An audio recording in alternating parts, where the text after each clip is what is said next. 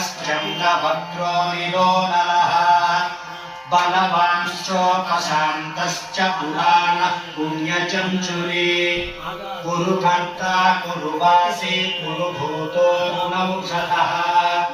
सर्वाशयो गर्भचारी सर्वेषां प्राणिनां पतिः देवदेवः सुखासक्तः सदसत् सर्वरत्नवित् कैलासगिरिवासी च हिमवद्गिरिसंश्रयः कूलहारी कूलकर्ता बहुविद्यो बहुप्रदः वणिजो वर्तके वृक्षो वकुलश्चन्दनच्छदः